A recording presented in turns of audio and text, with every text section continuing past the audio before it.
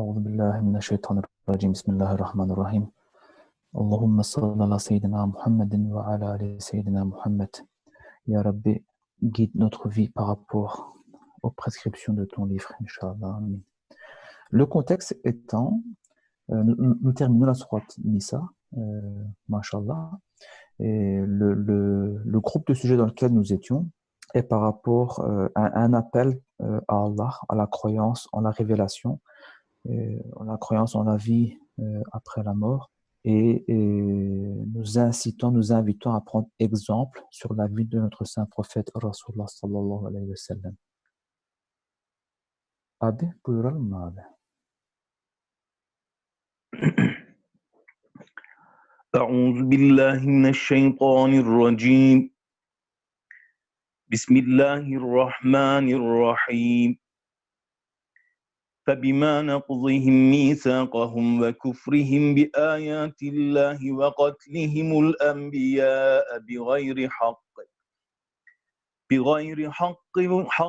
وقولهم قلوبنا غلف بل تبع الله عليها بكفرهم فلا يؤمنون إلا قليلا وبكفرهم وقولهم على مريم بهتانا عظيما وقولهم إنا قتلنا المسيح عيسى ابن مريم رسول الله وما قتلوه وما صلبوه ولكن شبه لهم وإن الذين اختلفوا فيه لفي شك منه ما لهم به من علم إلا اتباع الظن وما قتلوه يقينا بل رفعه الله إليه وكان الله عزيزا حكيما وإن من أهل الكتاب إلا ليؤمنن به قبل موته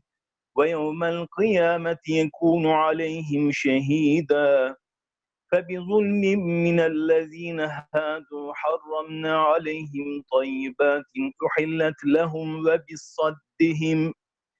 وبصدهم عن سبيل الله كثيرا فأخذهم الربا وقد نهوا عنه وأكلهم أموال الناس بالباطل فأعتدنا للكافرين منهم عذابا أليما لكن الراسخون في العلم منهم والمؤمنون يؤمنون بما أنزل إليك وما أنزل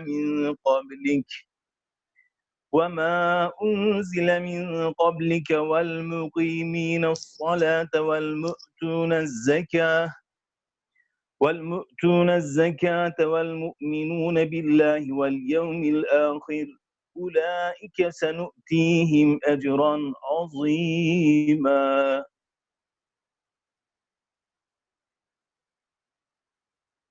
Mais qu'est-il advenu de leur engagement?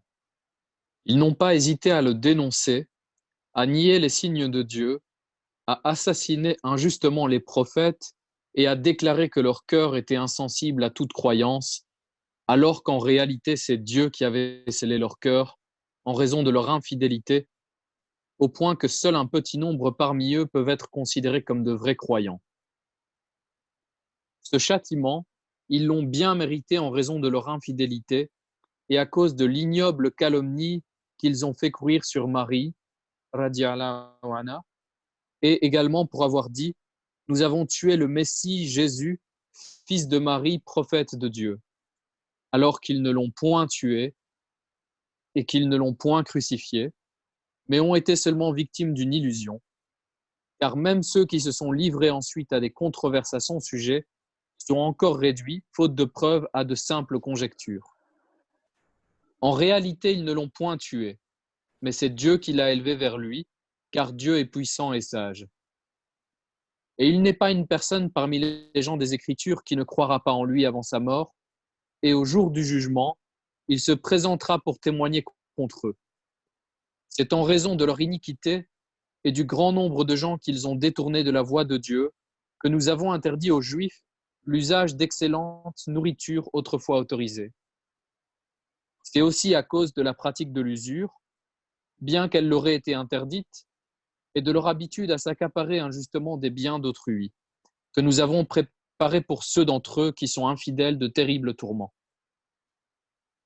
Mais ceux d'entre eux qui se sont enracinés dans la science, ainsi que ceux qui croient aux révélations qui t'ont été faites et à celles qui les ont précédées, qui observent la salat, qui s'acquittent de la zakat, croient en Dieu et au jugement dernier, à tous ceux-là, nous accorderons une belle récompense.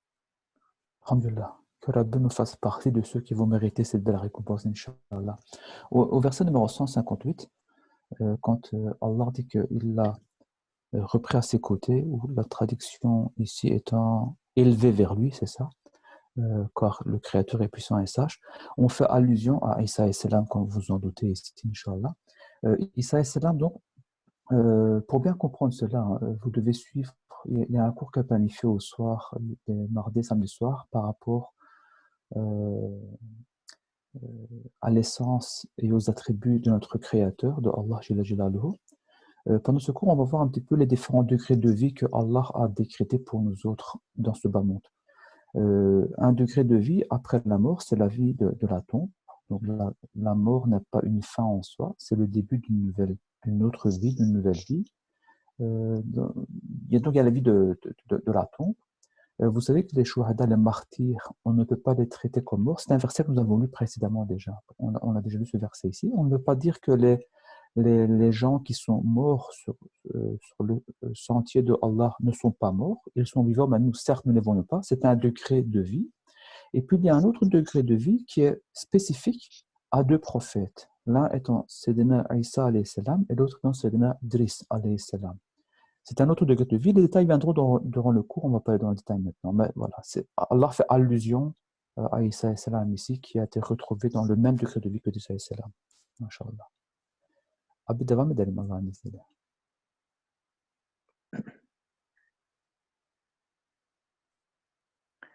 إنا أوحينا إليك كما أوحينا إلى نوح والنبيين من بعده فأوحينا إلى إبراهيم وإسماعيل وإسحاق ويعقوب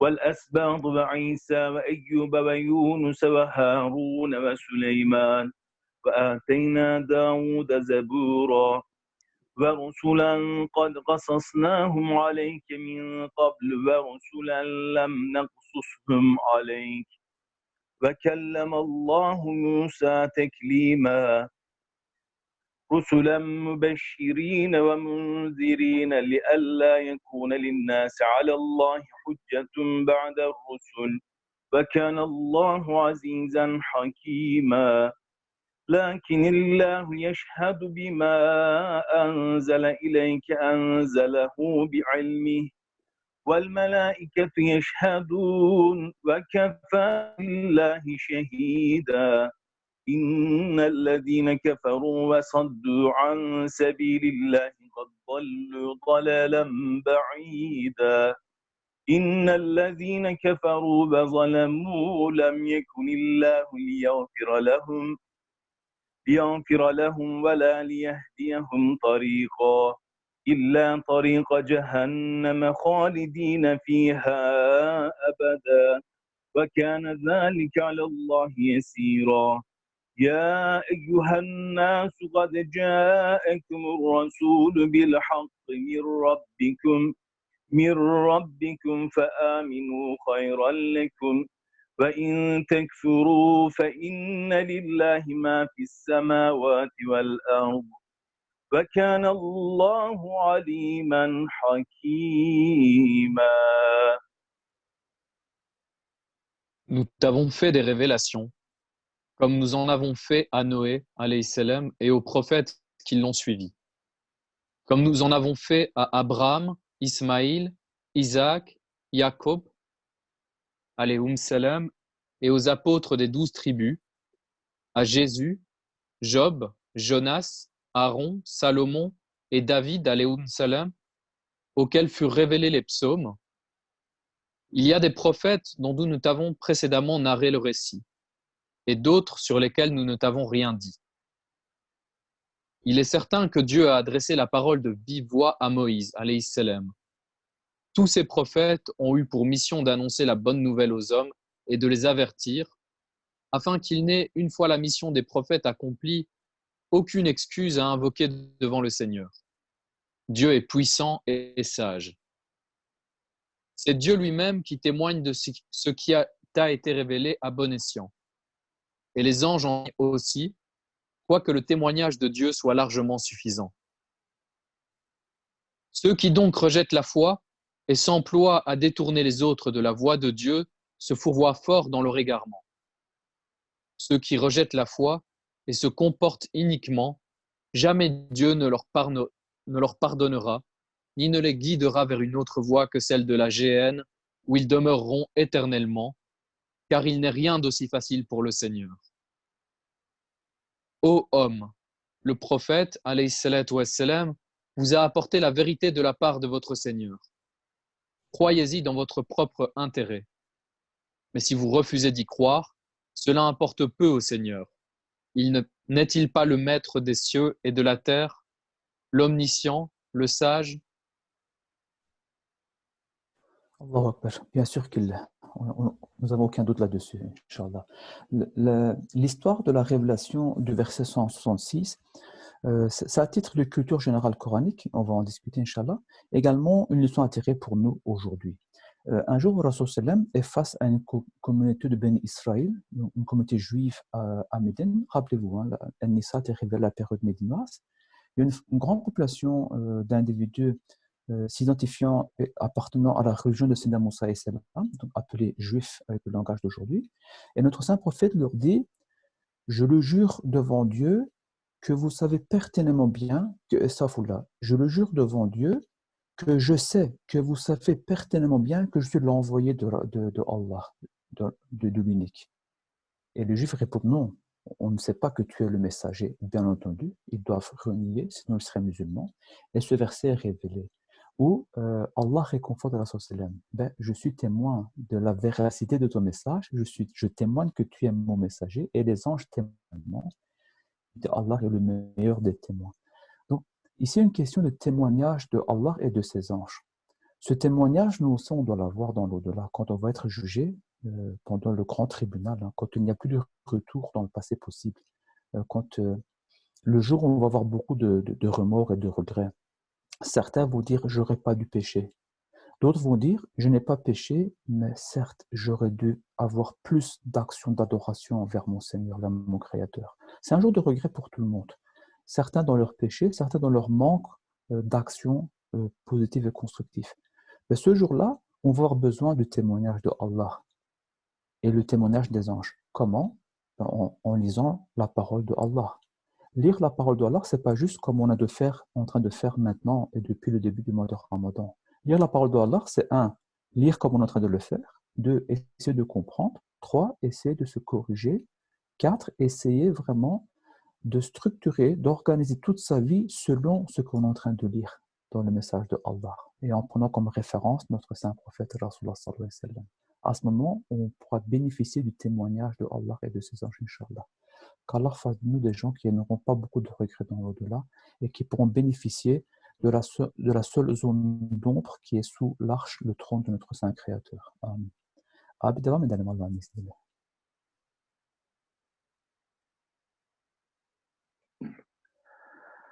يا أهل الكتاب لا تغلوا في دينكم ولا تقولوا على الله إلا الحق إنما المسيح عيسى بن مريم رسول وكلمته ألقاها إلى مريم وروح منه فآمنوا بالله ورسله ولا تقولوا ثلاثة انتهوا خيرا لكم إنما الله إله واحد سبحانه أن يكون له ولد له ما في السماوات وما في الأرض وكفى بالله وكيلا لن يستنكف المسيح أن يكون عبدا لله ولا الملائكة المقربون ومن يستنكف عن عبادته ويستكبر فسيحشرهم إليه جميعا فأما الذين آمنوا وعملوا الصالحات فيوفيهم أجورهم ويزيدهم من فضله فأما الذين استنكفوا واستكبروا فيعذبهم عذابا أليما ولا يجدون لهم من دون الله وليا ولا نصيرا يا أيها الناس قد جاءكم برهان من ربكم وأنزلنا إليكم نورا مبينا فأما الذين آمنوا بالله واعتصموا به فسيدخلهم في رحمة منه وفضل ويهديهم إليه صراطا مستقيما يستفتونك قل الله يفتيكم في الكلالة إن امرؤ هلك ليس له ولد وله أخت فلها نصف ما ترك وهو يرثها إن لم يكن لها ولد فإن كانت اثنتين فلهما الثلثان مما ترك وإن كانوا إخوة رجالا ونساء فللذكر مثل حظ الأنثيين يبين الله لكم أن تضلوا والله بكل شيء عليم. Aux gens des Écritures, ne soyez pas excessifs dans votre religion. Dites uniquement la vérité sur Dieu. Le Messie, Jésus, alayhi salam, fils de Marie, radiallahu anha, est seulement l'envoyé de Dieu, son verbe déposé dans le sein de Marie, un esprit émanant du Seigneur. Croyez en Dieu et en ses prophètes, mais ne parlez pas de Trinité. Cessez d'en parler dans votre propre intérêt. Il n'y a qu'un seul Dieu, et il est trop glorieux pour avoir un fils. N'est-il pas le maître des cieux et de la terre? N'est-il pas suffisant comme protecteur? Jamais le Messie n'a trouvé indigne de lui d'être le serviteur de Dieu, pas plus que les anges, qui sont les plus proches de son trône. Dieu fera comparaître devant lui pour les juger ceux qui, par orgueil, auront refusé de l'adorer. Ceux qui auront cru et auront fait le bien, Dieu leur accordera une large récompense en y ajoutant un surcroît de sa grâce. Quant à ceux dont l'arrogance et l'orgueil les auront détournés de la foi, un châtiment douloureux leur sera infligé et ils ne trouveront en dehors de Dieu ni défenseur ni protecteur. Ô homme, une preuve irréfutable vient de vous être envoyée par votre Seigneur. Et nous avons fait descendre sur vous une lumière éclatante. Ceux qui croient en Dieu et s'attachent à lui, Dieu les admettra dans le sein de sa miséricorde et de sa grâce et les guidera vers lui sur le droit chemin. Ils te consultent sur les droits collatéraux. Dis-leur, voici ce que Dieu prescrit au sujet des collatéraux. Si un homme décède sans postérité, ne laissant qu'une sœur, celle-ci aura la moitié de l'héritage. Si c'est elle qui décède sans laisser d'enfant, son frère aura droit à tout l'héritage. Si le défunt sans postérité laisse 2 sœurs, celles-ci auront droit aux 2/3 de la succession. Mais s'il laisse des frères et des sœurs, la part d'un mâle sera égale à celle de 2 sœurs. Dieu vous donne cette explication pour que vous ne tombiez pas dans l'erreur, car Dieu a connaissance de toutes choses. Attirons l'attention, si vous le permettez, au verset 172, où Allah dresse le parallèle, à la fin du verset 172, où Allah dresse un parallèle entre ceux qui vont s'enfler d'orgueil et qui vont refuser l'adoration. Donc Allah dresse un parallèle et Allah dit que si une personne n'adore pas son Créateur, c'est que cette personne est vraiment remplie d'un amour-propre démesuré. Essayez de recouper ces informations avec la notion de tawhid. La notion de tawhid est la notion où on accepte que le Créateur est unique en tout. Et rappelez-vous, avant de prier, qu'est-ce qu'on dit? Allahu Akbar. Allah est le plus grand. La grandeur de Allah exige, nous, l'acceptation de notre faiblesse, de notre pauvreté, l'ajz. À tel point on a besoin de lui pour la continuité de notre existence, tant sur le plan biologique que spirituel. Et comment est-ce que nous démontrons l'acceptation de notre faiblesse face au Créateur? Avec l'adoration. Alors, l'adoration, tantôt elle s'appellera la prière, la salat, tantôt elle s'appellera le jeûne. Elle prendra différentes formes selon les instants arrivés, mais à tout instant, on doit démontrer notre faiblesse, que nous devons accepter à quel point on a besoin de lui. Une personne qui n'adore pas son Créateur est en train de démontrer par les faits que cette personne ne se sent pas faible par rapport au Créateur. Et Allah appelle ça de l'orgueil. Et il est en train de menacer. Donc il faut faire extrêmement attention quand nous n'adorons pas Allah. Il faut vraiment savoir dans quelle situation on est en train de se pousser, de se faire isoler. Alors, il faut toujours retenir ceci. Si l'individu se soumet à l'unique, il n'aura pas à se soumettre à une infinité d'autres choses. Mais celui qui ne se soumet pas, qui refuse de se soumettre à l'unique, il va se soumettre à une infinité d'autres choses. Cette infinité d'autres choses, tantôt vous l'appellerez la santé, la richesse, l'enfant, le relationnel, la réussite professionnelle, l'envie d'être applaudi par autrui. Tous les besoins mondains, en fait, vont prendre une forme de divinité au regard de l'individu qui ne veut plus adorer l'unique. À méditer, à réfléchir, Inch'Allah. Et enfin, on va attaquer, alhamdulillah, la sourate Al-Maïda. Et on doit avouer quelque chose, hein. Enes Hojam pourra en témoigner. On se posait la question de savoir si on atteindra la sourate Al-Maïda à la fin du Ramadan. Subhanallah, on n'est pas à la moitié, on est en train déjà de commencer la sourate Al-Maïda. Alhamdulillah, c'est que la baraka est ici avec nous, Inch'Allah. Alors, la Maïda a été révélée quand? Après le traité de Hudaybiyah. On va y revenir au traité de Hudaybiyah, on ne va pas le détailler maintenant. C'est grosso modo fin 6e, début 7e année de l'Hégire, donc période médinoise de nouveau. La période de Hudaybiyah, la période après Hudaybiyah, c'est également une période d'expansion. Le traité de paix est signé, donc les ennemis de Allah ne s'attaquent plus aux musulmans directement, ils s'attaquent encore aux musulmans individuels, mais pas la communauté musulmane. Donc on ne s'attaque plus à Médine, on les laisse tranquilles. Qui dit période de paix, qui dit période de propagation de l'islam. La géographie s'étend, de nombreuses personnes et tribus adhèrent à l'islam. Pour ceux que les chiffres intéressent, au début du traité de Hudaybiyah, on dénonce grosso modo une quantité de 5000 musulmans.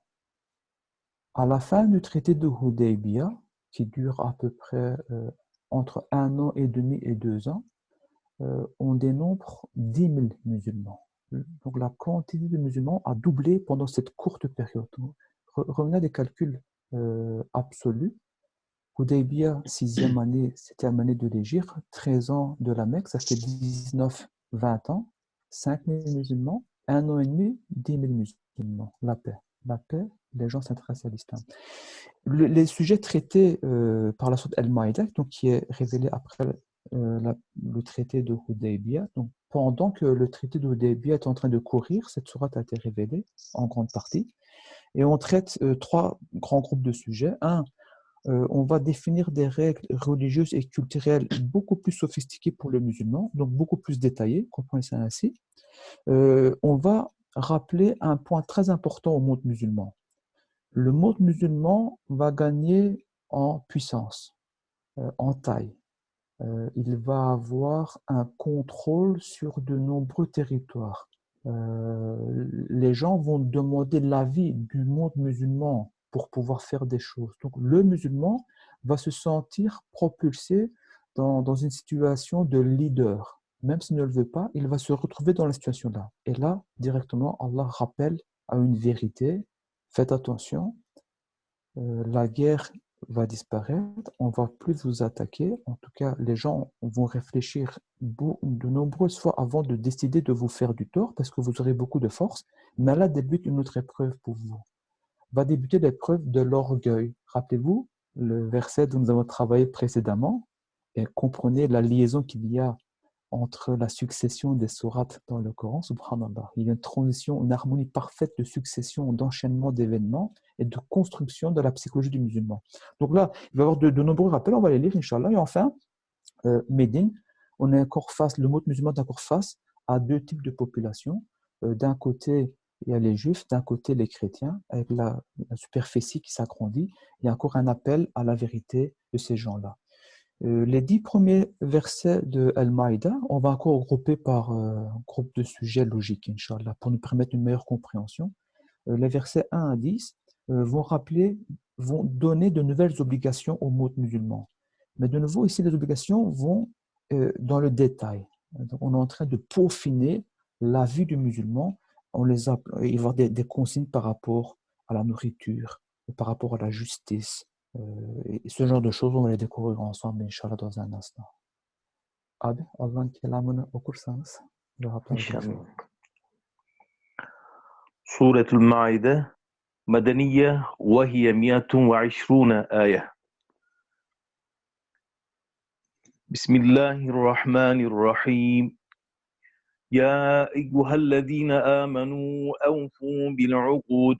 أحلت لكم بهيمة الأنعام إلا ما يتلى عليكم غير محل الصيد وأنتم حرم إن الله يحكم ما يريد يا أيها الذين آمنوا لا تحلوا شعائر الله ولا الشهر الحرام ولا الهدي ولا القلائد ولا آمين البيت الحرام يبتغون فضلا من ربهم ورضوانا إذا حللتم فاصطادوا ولا يجرمنكم شنآن قوم أن صدوكم عن المسجد الحرام أن تعتدوا وتعاونوا على البر والتقوى ولا تعاونوا على الإثم والعدوان واتقوا الله إن الله شديد العقاب. Sourate de la table. Au nom de Dieu, le clément, le miséricordieux. Ô croyants, respectez vos engagements. Il vous est permis de consommer la chair des bêtes d'élevage, excepté celle des animaux qui vous seront énumérés. La chasse vous est interdite lorsque vous êtes en état de sacralisation. Dieu dicte en vérité ce qu'il veut. Ô vous qui croyez, ne profanez ni les rites de Dieu, ni le mois sacré, ni les offrandes, ni les guirlandes, ni les pèlerins qui se dirigent vers le temple sacré en quête de la grâce et de l'agrément de leur Seigneur. Une fois désacralisé, il vous sera loisible de vous livrer à la chasse. Que l'aversion que vous ressentez pour ceux qui vous ont empêché naguère de vous approcher de la mosquée sacrée ne vous pousse pas à commettre des agressions. Soyez plutôt solidaires dans la charité et la piété et non dans le péché et l'agression. Craignez Dieu, car Dieu est redoutable quand il sévit. Subhanallah. C'est extrêmement clair, comme on l'a dit. Ça va vraiment maintenant dans le détail du détail par rapport à la pratique religieuse. Mais peut-être, de nouveau, pour la culture générale coranique, il y a un mot qui a été utilisé au début du verset numéro 2, où vous qui croyez, sha'air. Sha'air, ce sont les symboles, les emblèmes, un genre de totem, quelque chose qui identifie un étendard. Par exemple, un officier de police est identifiable par sa tenue vestimentaire. C'est très clair. Un pompier, pareil. Quand on voit aujourd'hui une croix de Jésus, ça porte son nom. Ça identifie quelqu'un qui croit au christianisme. Les sha'air de Allah, on ne doit pas les profaner. Certains sont cités ici, d'autres ont été cités précédemment. D'autres vont être cités dans les versets qui vont suivre, dans les sourates qui vont suivre. Basiquement, c'est tout ce qui fait partie des valeurs islamiques, comme une mosquée, le Coran, un voile, un chapeau de musulman, un chapelet, peu importe. Les choses qui identifient, qui est propre au monde musulman, on ne doit pas les profaner. Ça veut dire ce que ça veut dire, Inch'Allah, les détails vont suivre.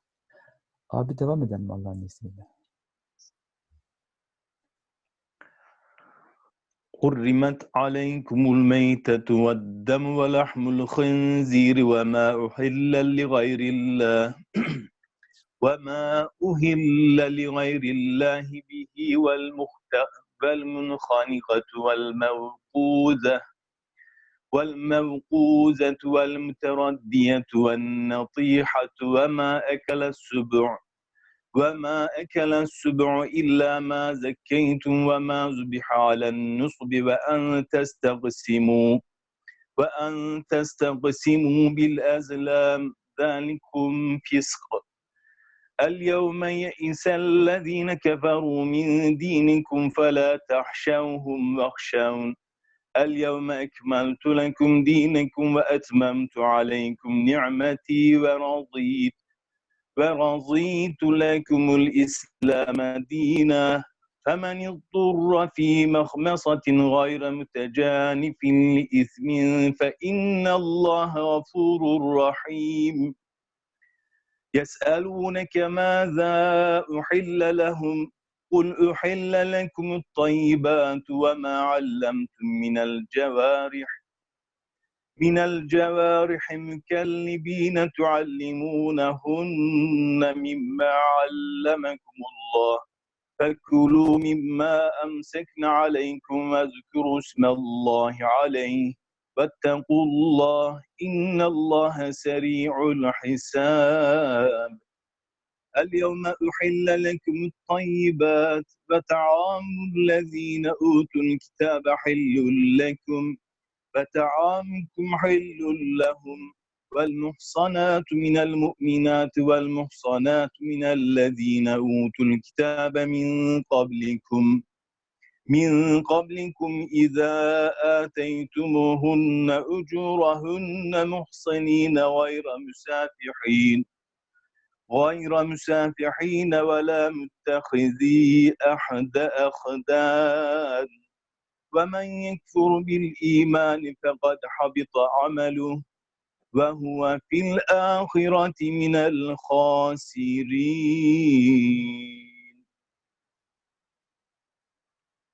Il vous est interdit de consommer la bête morte, le sang, la viande de porc, celle d'un animal immolé à d'autres divinités qu'à Dieu, la bête étranglée, assommée, morte d'une chute ou d'un coup de corne, ou celle qui a été entamée par un carnassier, à moins qu'elle n'ait été égorgée à temps, ainsi que celle qui a été immolée sur un autel païen. Il vous est également interdit de consulter le sort au moyen de flèches divinatoires, car cela ne peut être que perversité. Désormais, les négateurs ont perdu tout espoir de vous détourner de votre religion. Ne les craignez plus, mais craignez-moi. Aujourd'hui, j'ai amené votre religion à son point de perfection. Je vous ai accordé ma grâce tout entière et j'ai agréé l'islam pour vous comme religion. Celui qui, en période de disette, aura contrevenu à ce qui précède, par nécessité et non par désir de mal faire, sera absous, car Dieu est clément et miséricordieux. Ils t'interrogeront sur ce qui leur est permis. Dis-leur, tout ce qui est bon vous est permis.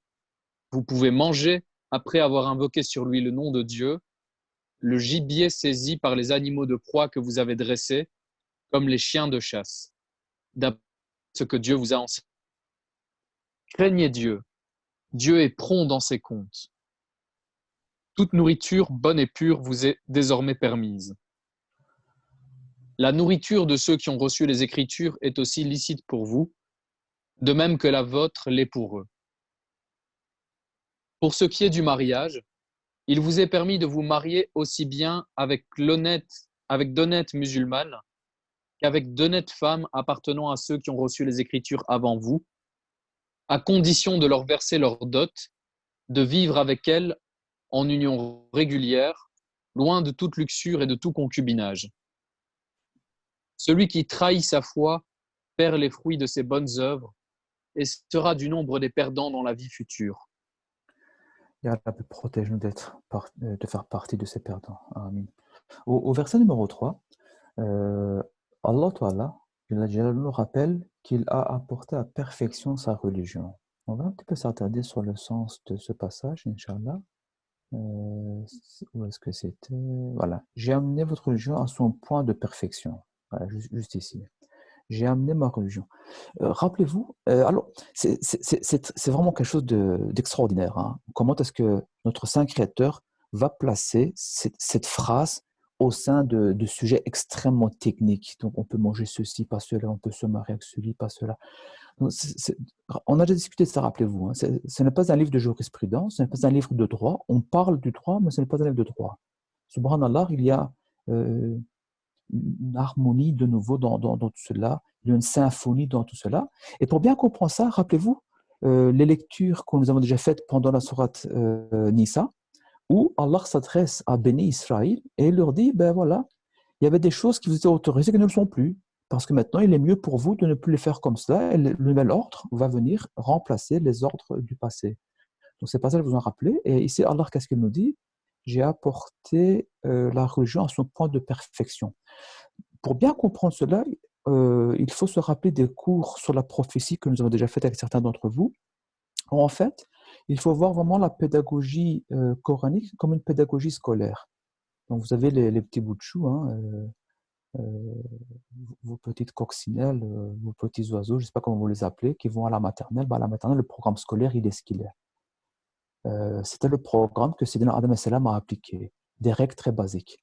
Et puis l'enfant va grandir, donc la communauté, la civilisation va grandir, l'enfant va grandir, il va atteindre la primaire. C'était le programme de Sayyidina Ibrahim et Salam. Et puis l'enfant va grandir, il va passer en cycle d'études, de cycle d'études à cycle d'études. Il va arriver à un programme scolaire où c'est le programme de Moussa et Salam, donc en termes de l'humanité. Fait le parallélisme entre l'individu sur la dimension, sur l'échelle de vie de l'homme, et puis le parallélisme avec l'échelle de vie de l'humanité. Moussa et Salam enseignent des choses, donc le secondaire inférieur, on passe au secondaire supérieur, c'est un programme de Issa et Salam, et puis on arrive à la fin de nos études, l'université. Donc, on va s'armer avec tous les outils nécessaires pour attaquer la véritable vie. Rasulullah sallam arrive avec les dernières règles, avec tous les outils mis en place, avec l'évolution, la perfection recherchée en termes de maturité sur l'échelle de l'individu, la maturité psychologique et humaine, à comprendre, à prendre les outils en main, les saisir et construire, bâtir sa propre vie. Sur le plan de l'humanité, sur l'échelle de l'humanité, l'homme, sur le plan sociologique, a gagné en maturité suffisante pour accueillir le message final d'Allah, car Allah dit la religion a atteint son point de perfection. Subhanallah. On a l'extrême honneur. Je ne sais pas si vous réalisez. On aurait pu vivre à l'époque de Isa et Salam. Que notre vie soit sacrifiée à Isa et Salam, bien entendu. Que notre vie soit sacrifiée à Ibrahim et Salam, bien entendu. Mais on a l'honneur, Allah nous a honorés de faire partie de la Ummah de Khatamun Nabi, de Rasulullah sallallahu alayhi wa sallam.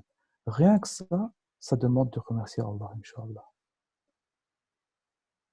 Abi, buyurun abi. يا أيها الذين آمنوا إذا قمتم إلى الصلاة فاغسلوا وجوهكم وأيديكم إلى المرافق وامسحوا برؤوسكم وأرجلكم إلى الكعبين وإن كنتم جنبا فاطهروا وإن كنتم مرضى أو على سفر أو جاء أحد منكم من الغائط لامستم النساء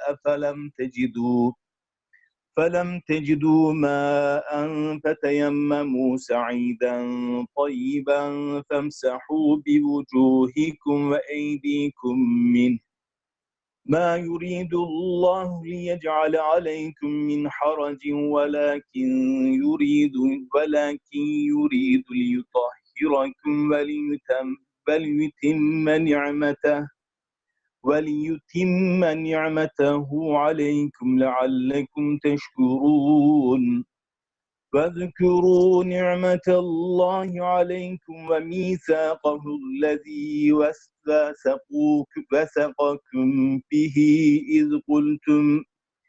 إذ قلتم سمعنا وأطعنا واتقوا الله إن الله عليم بذات الصدور يا أيها الذين آمنوا كونوا قوامين لله شهداء بالقسط ولا يجرمنكم شنآن قوم على ألا تعدلوا اعدلوا وأقرب للتقوى واتقوا الله إن الله خبير بما تعملون بعد الله الذين آمنوا وعملوا الصالحات لهم مغفرة وأجر عظيم. Ô croyants, lorsque vous vous disposez à faire la salate, faites d'abord vos ablutions en vous lavant le visage et les mains jusqu'au coude, en vous passant les mains mouillées sur la tête et en vous lavant les pieds jusqu'aux chevilles. Mais si vous êtes en état d'impureté, lavez-vous tout le corps. Si vous êtes malade ou en voyage, si vous venez de satisfaire vos besoins naturels, si vous avez eu commerce avec des femmes et que vous ne trouviez pas d'eau, faites des ablutions symboliques avec de la terre propre en vous essuyant le visage et les mains. Dieu n'entend vous imposer aucune gêne. Il veut seulement vous purifier et parachever ses bienfaits envers vous. Peut-être lui en serez-vous reconnaissant? Rappelez-vous les bienfaits que Dieu vous a accordés. N'oubliez pas le pacte qu'il a conclu avec vous, lorsque vous avez dit « Nous avons entendu et avons obéi ». Craignez donc Dieu, car Dieu sait parfaitement tout ce que recèlent les cœurs. Ô vous qui croyez, soyez fermes dans l'accomplissement de vos devoirs envers Dieu et impartiaux quand vous êtes appelés à témoigner. Que l'aversion que vous ressentez pour certaines personnes ne vous incite pas à commettre des injustices. Soyez équitables, vous n'en serez que plus proche de la piété. Craignez Dieu. Dieu est si bien informé de ce que vous faites. Dieu a promis à ceux qui croient et accomplissent de bonnes œuvres son pardon et une magnifique récompense. Ya Rabbi, aide-nous à accomplir de bonnes œuvres. Amin. Fais-nous gagner ton pardon. Au verset numéro 7, on parle d'un pacte. Un pacte qui a été conclu avec le musulman. Alors, par rapport à ce pacte, il y a différentes interprétations possibles. Rappelez-vous, cette sourate a été révélée après le traité de Hudaybiyah. Pendant le traité de Hudaybiyah, il y a eu un pacte, on appelle le bi'at. Les musulmans, un à un, ont serré les nobles mains de notre saint prophète et lui ont juré allégeance, de le supporter dans toute difficulté. Également, ça c'est une interprétation. Une autre interprétation, c'est le pacte de Aqaba. C'est avant même que les musulmans puissent faire l'hégire de la Mecque à Médine. Il y a un groupe de Médinois qui viennent à la Mecque et notre saint prophète va les accueillir, il va les inviter à l'islam, ils vont embrasser l'islam, ils vont repartir. L'un d'après, ils viennent à 12. Donc 7 nouveaux, un qui est décédé. Donc 7 nouveaux, ils devaient faire 13, mais un décédé entre-temps. Et que ces 12, ils reviennent, ils demandent un imam à notre saint prophète, et il envoie Sayyidina Mus'ab ibn Umayr en tant qu'imam à Médine. Médine devient une terre d'accueil pour les musulmans, mais ça c'est le Aqaba, le pacte de Aqaba. Ça fait allusion à cela également. Il y a un autre pacte où ça fait allusion, de manière générale, quand quelqu'un embrassait l'islam, Rasulullah sallam demandait allégeance, bi'at, faire allégeance au péril de sa vie de supporter la cause de Allah. Ne jamais vendre les vérités de Allah contre un vil prix de ce bas monde. Ça s'appelle le bi'at. Il y a également une autre signification, c'est quand notre Saint Créateur a créé nos âmes, donc toutes les âmes ont été créées. Donc les âmes des enfants qui vont naître dans le futur, leurs âmes sont déjà créées, ils sont dans une station d'attente, dans une dimension différente de vie de la nôtre. Et à cet instant-là, si on peut parler d'instant, est-ce que le temps existait déjà à ce temps-là? J'en sais strictement rien. Donc un abus du langage, à cet instant-là, notre grand créateur demande à nos âmes, donc demander à notre âme, à nous également, est-ce que je suis votre Seigneur? Et nous, on a répondu, nos âmes ont répondu, bien sûr, tu es notre Seigneur, ça veut dire, oui, on va se soumettre à toi quand l'épreuve commencera pour nous autres. C'est ce pacte-là également. Maintenant, nous, de se poser la question, est-ce que ce pacte est valable pour moi? Si oui, dans quelle mesure? Bien sûr qu'il est valable pour moi, et pour vous autres aussi par l'occasion. Dans quelle mesure? De différentes manières. Mais on va juste se rappeler d'une dimension de ce pacte. Ce hadith, vous l'avez travaillé avec un Sojam pendant un cours du mardi soir, où notre saint prophète, avant son décès, il dit « Je vais vous laisser deux trésors, deux héritages, pardon. L'un est la parole de Allah, l'autre est ma tradition prophétique, ma sunna. » Dans une autre version, on dit « ma famille », mais qui fait allusion à la pratique prophétique, bien entendu. Ça veut dire quoi à ce moment-là? Que tout musulman, aujourd'hui, qui atteste l'unicité de Allah et qui atteste de la véracité de la prophétie de notre prophète, en réalité fait un pacte à prendre soin de l'héritage que notre saint prophète nous a laissé, à savoir d'un côté le Coran, d'un côté la tradition. Donc, si je ne respecte pas les principes coraniques, et que je ne prête pas assez attention à la tradition prophétique, qu'est-ce que je suis en train de faire? Je suis en train de rompre le pacte que j'ai fait avec le messager de Allah. Qu'Allah m'en préserve, Inch'Allah. Juste une question concernant le verset 4 ici, où on dit, vous pouvez Maïda? manger... Oui, avant qu'on aille trop loin dans la lecture. Donc on dit qu'on peut consommer certaines viandes, et on dit aussi qu'on peut se nourrir de la viande, de la nourriture, pardon, des gens du livre. Une question nous vient dans le sens où dans les frères qui nous écoutent et les sœurs qui nous écoutent, il y en a dont les parents ne sont pas musulmans, par exemple, ou bien quand on a invité quelque part, on dit qu'on peut consommer la nourriture des gens du livre, qu'elles sont halal pour nous et que les nôtres sont halal pour eux aussi. Et on demande dans quelle limite on peut se nourrir de la viande des gens du livre. On demande la limite exactement. Oui, la réponse est très très claire. Il y a des nuances dans la réponse, mais je suggère de ne pas aller dans les nuances. S'il y a des questions un peu plus détaillées, je préfère avoir ça offline, parce qu'il y a des nuances en termes d'interprétation, et les nuances vont dépendre un petit peu de l'évolution de la vie spirituelle de l'individu qui se pose la question. Mais ici, de manière générale, on peut répondre ceci, c'est que toute viande venant d'un musulman n'est pas halal non plus.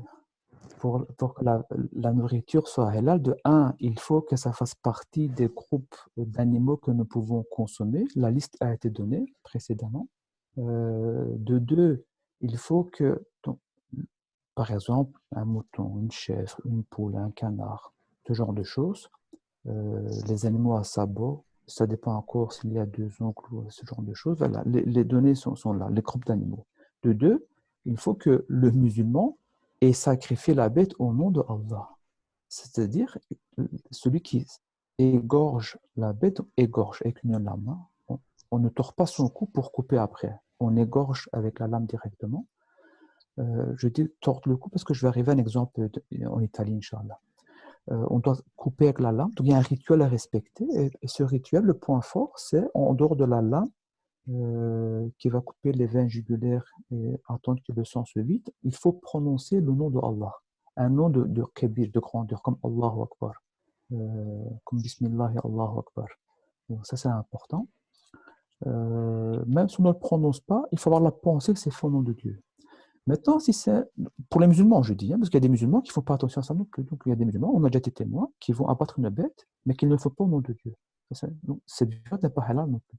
Si c'est maintenant quelqu'un du livre, Abu Hanif, quelqu'un qui croit en Allah, qui sacrifie une bête, et cette personne fait ça au nom de Allah. l'exemple italien, il y a encore des villages en Italie, ce sont de véritables catholiques, qui ne sont pas influencés par certains mouvements de chrétienté, qui sacrifient encore leurs bêtes au nom de Allah. Ce sont de vrais Ahl al-Kitab, ce sont de véritables gens de livre qui sacrifient la bête au nom d'Allah, qui a un rituel très similaire au nôtre. À ce moment, c'est halal, bien entendu. Ce sont les limites. Et puis, il y a d'autres nuances. Si vous êtes d'accord, on ne va pas débattre des nuances. Ce n'est pas un manque de confiance. Hein. Ces vidéos sont enregistrées sur Internet.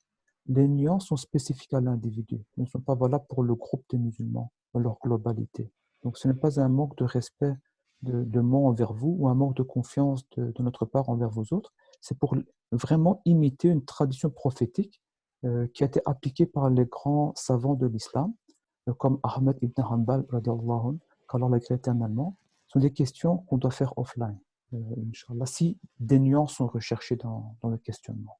Et je ne connais pas la personne qui questionne, je ne sais pas si c'est ingrat de ma part, mais je suggère que nous arrêtons ici pour cette discussion-là. Oui, donc pour résumer, il faut qu'elle soit une déviante permise par l'islam et qu'elle ne soit pas dans la liste des interdits, premièrement. Et deuxièmement, il faut qu'elle soit coupée au nom de Dieu, si on peut résumer ça comme ça. Voilà. C'est ça. Donc même quand on est à l'extérieur, si on peut trouver ce village en Italie, par exemple, on pourra les manger à notre guise là-bas, il n'y a pas de problème. Oui, mais attends, Mais pour le j'ai dit reste, l'exemple de les là-bas, critères, mais ici, voilà. il y en a. Ici, il y en a. En Belgique, Ouais. moi, donc je connais une personne d'origine italienne, donc c'est elle qui a expliqué ça. Et elle, dans sa famille, c'est ce qu'ils font encore aujourd'hui ici en Belgique. Quand ils doivent abattre, par exemple, une poule de leur poulailler, on ne va pas leur tordre le cou et puis passer la lame. On va passer la lame, et c'est dans un but de Dieu, au nom de Dieu. Donc c'est tout à fait halal pour nous autres également. Bon, après, il y a la cuisson. Il ne faut pas cuire avec de l'alcool, ce genre de choses. Mais bon, je pense que nous savons tout ça. Jazakallah khairan. Tu as des tables?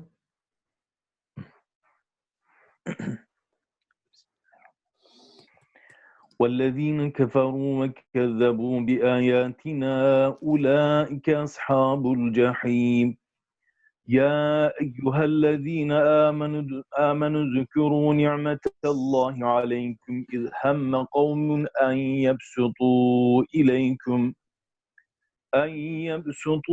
إليكم أيديهم فكف أيديهم عنكم واتقوا الله وعلى الله فليتوكل المؤمنون ولقد أخذ الله ميثاق بني إسرائيل فبعثنا منهم 12 نقيبا وقال الله إني معكم لئن أقمتم الصلاة وآتيتم الزكاة وآمنتم برسلي وعزرتموهم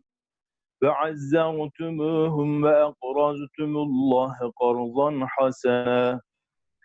قرضا حسنا لأكفرن عنكم سيئاتكم ولأدخلنكم جنات تجري من تحتها الأنهار فمن كفر بعد ذلك منكم فقد ضل سواء السبيل فبما نقضهم ميثاقهم لعناهم وجعلنا قلوبهم قاسية يحرفون الكلم عن مواضعه ونسوا حظا مما ذكروا به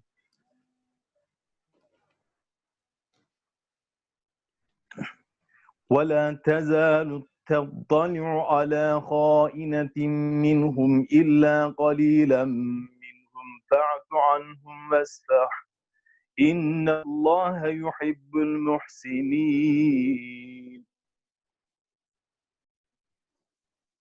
Quant à ceux qui rejettent la foi et traitent nos signes de mensonges, ceux-là seront voués au feu. Ô vous qui croyez, souvenez-vous des bienfaits dont Dieu vous a comblés en détournant la main de ce peuple qui s'apprêtait à la porter sur vous. Craignez Dieu, car c'est en lui que les croyants doivent mettre leur confiance. Dieu avait reçu l'engagement des fils d'Israël et suscitez 12 chefs parmi eux. Je suis avec vous, leur dit le Seigneur, si vous observez la salat et acquittez la zakat. Si vous croyez en mes prophètes et leur prêtez assistance, si vous consentez un prêt gracieux à Dieu, je vous pardonnerai vos mauvaises actions et vous admettrez dans des jardins sous lesquels coulent des rivières. Quiconque parmi vous fera par la suite preuve d'infidélité aura bel et bien perdu le droit chemin. Mais comme ils ont par la suite violé leurs engagements, nous les avons maudits et avons endurci leur cœur. Depuis, ils s'emploient à altérer le sens des Écritures, allant même jusqu'à oublier une partie des avertissements qu'ils avaient reçus, et à l'exception d'un petit nombre d'entre eux, tu iras de trahison en trahison de leur part. Mais pardonne-leur et ne leur tiens pas rigueur, car Dieu aime en vérité ceux qui sont bienveillants. Subhanallah. À la fin du verset numéro 11, Allah nous appelle encore au tawakkul, de mettre notre confiance en lui, en sa grandeur. On n'aura pas cesse de le répéter. L'homme est faible, ses problèmes sont nombreux. L'homme est pauvre, ses besoins sont innombrables.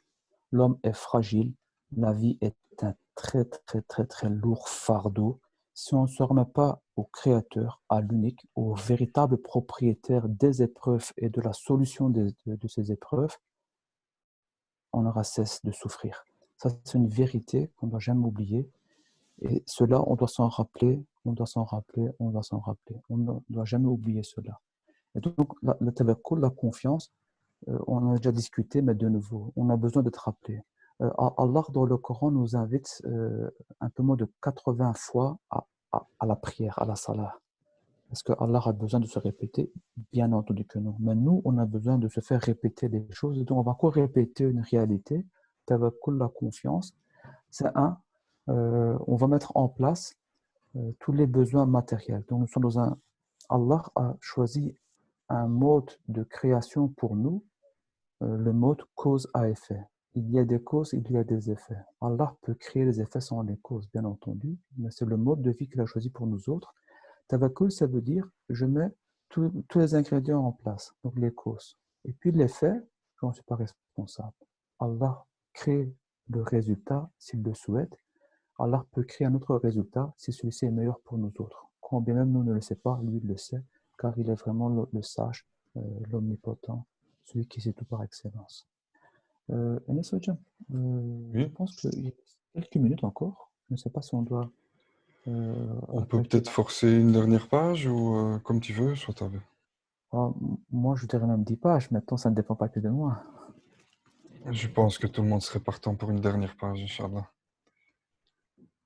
Tu as d'être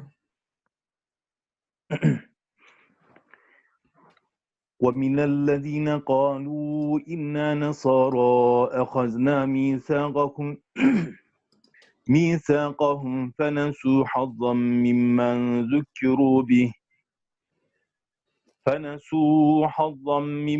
ذكروا به فأغرينا بينهم العداوة والبغضاء إلى يوم القيامة وسوف ينبئهم الله بما كانوا يصنعون يا أهل الكتاب قد جاءكم رسولنا يبين لكم كثيرا مما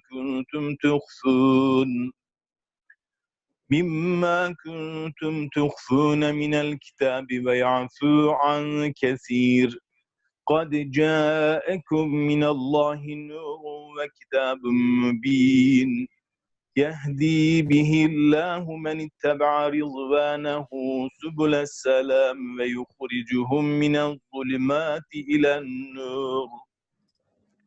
إلى النور بإذنه ويهديهم إلى صراط مستقيم لقد كفر الذين قالوا إن الله هو المسيح ابن مريم قل فمن يملك من الله شيئا إن أراد أن يهلك المسيح ابن مريم وأمه ومن في الأرض جميعا ولله ملك السماوات والأرض وما بينهما يخلق ما يشاء والله على كل شيء قدير. Nous avons accepté également l'engagement de ceux qui se disent chrétiens. Mais eux aussi ont oublié une partie des avertissements qui leur avaient été donnés. Ainsi avons-nous suscité entre eux inimitié et haine jusqu'au jour de la résurrection où Dieu leur fera comprendre le sens de leurs actions. Ô gens des Écritures, notre prophète, alayhi salatu wassalam, est venu mettre en évidence pour vous une grande partie des Écritures que vous teniez cachées, tout en passant sur bien d'autres choses.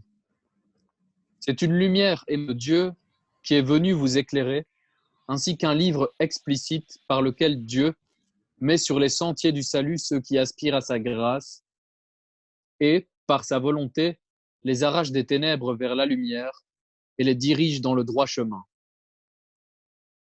Ceux qui disent que Dieu n'est autre que le Christ, fils de Marie, radiallahu anha, sont de véritables négateurs.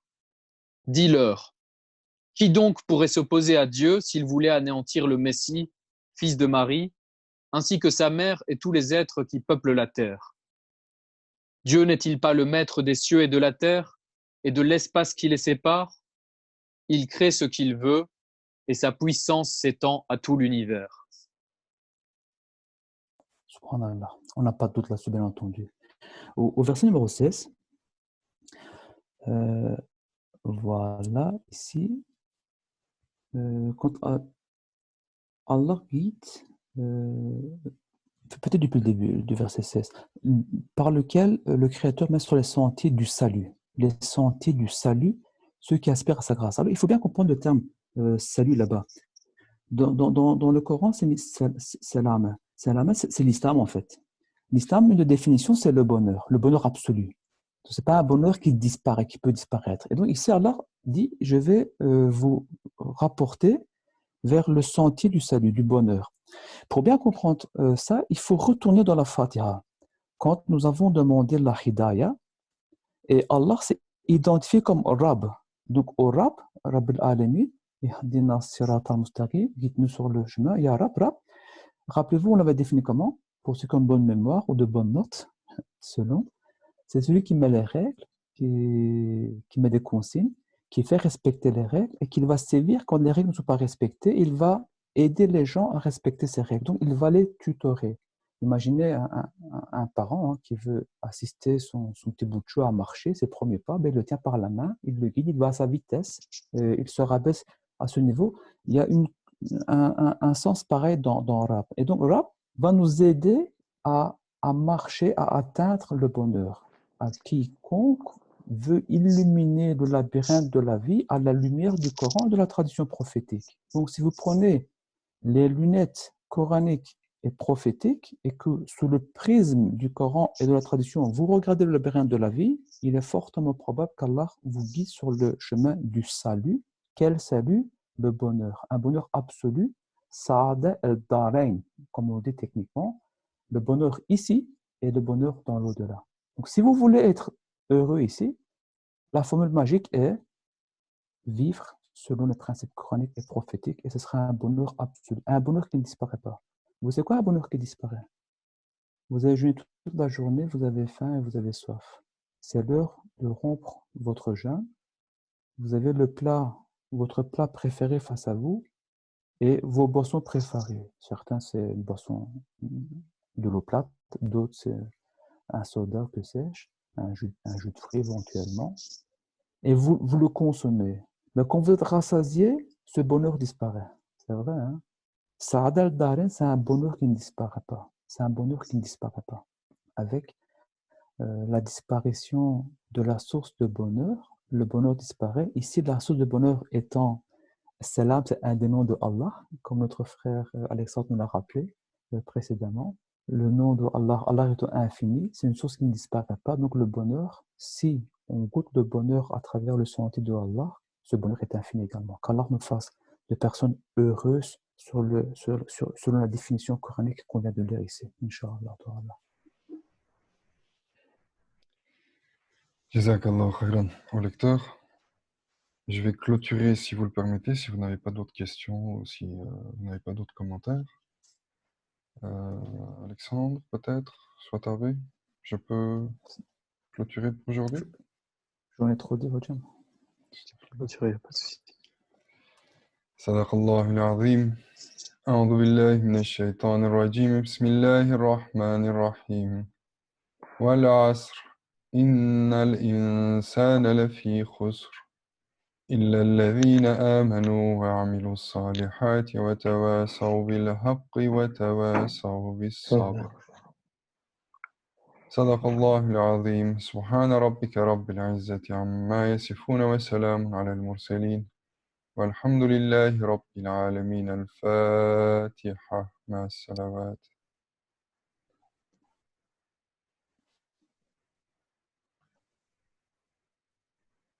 السلام عليكم ورحمة الله.